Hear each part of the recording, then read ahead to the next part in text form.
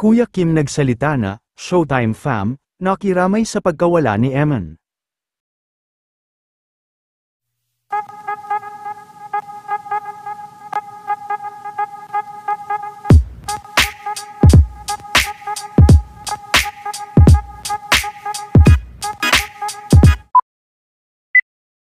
Kasabay ng pagdiriwang ng ika-16th anniversary ng Showtime, ay isang malungkot na balita naman ang lumabas, sa pagkawala ng anak ni Kuya Kim Atienza na si Eman Atienza na napakabata pa.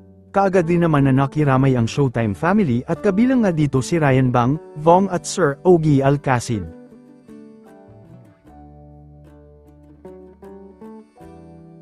Nag-abot din ng pakikiramay si Chang Eni Castillo at iba pang mga artista.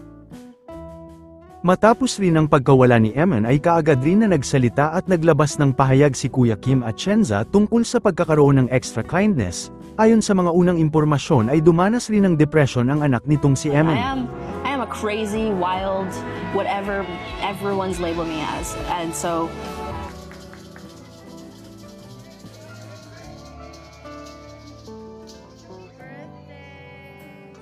Samantala, ang ex-wife naman ni Sir Mel Feliciano na si Miss Ana Feliciano na sikat na choreographer ng mga dancer sa mga noontime show, ay namayapa na din ngayong araw. Dahil umano ito sa cardiac arrest. Happy anniversary, grabe, 16 years? 16 years? Grabe. Teenager ka na.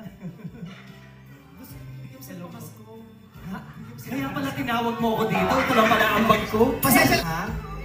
Una po sa lahat, congratulations po. Well-deserved yung 400,000 pesos. Hey! Sige, ang bag ko na. Magkano yung... Ay! Hindi!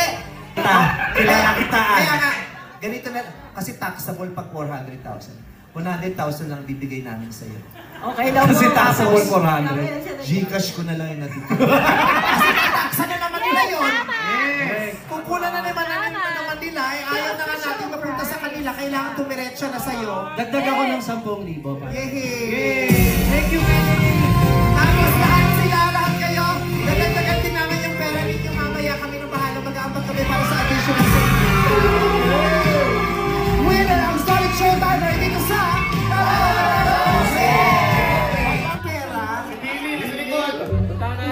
Takbo, Ryan! Hindi mo pera sa Pili! 400 na!